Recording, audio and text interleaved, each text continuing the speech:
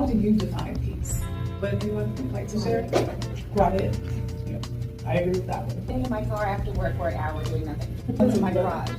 That's a good one. Yeah, that's very relatable. Anything else come to mind? Stress-free. Walking, yep.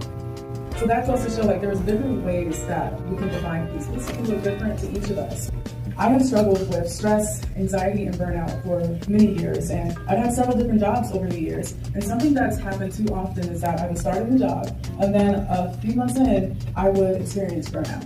And it wasn't until I shifted my perspective of what self-care looks like. It wasn't until I became intentional about incorporating self-care into my daily routine that I was able to begin experiencing more peace in my life. And for me, peace looks like burnout prevention, burnout recovery, stress relief, anxiety relief. Meditation is one of those ways that I achieve that, and a variety of other things. What I've learned from both professional and personal experience is how valuable and important self-care is. What that means you consider yourself to be a leader.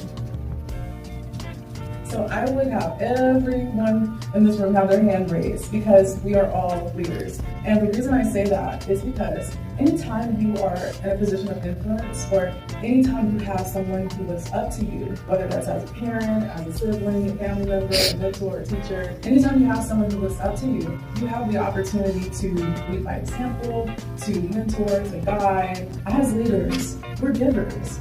We serve, we invest into the missions and visions and into the individuals that we believe in and that we're committed to.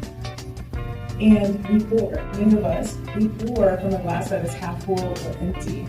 And so it's really essential that we are intentional about our self-care because that is how we can be refilled. How we show up for ourselves not only impacts ourselves, but it also impacts how we lead and how we show up for others, our families, our jobs, and all the things that we care about and are passionate about. When we don't build in space for peace, rest, and regulation, when we don't prioritize it, when we are not intentional about our peace, rest, and regulation, we turn goal setting into a stress trigger instead of something that fuels us.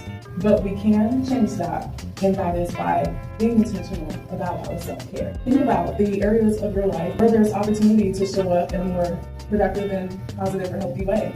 Think about the specific ways that you can practice better self-care in those areas. On each table, there is a folder with several different categories of images, words, and quotes.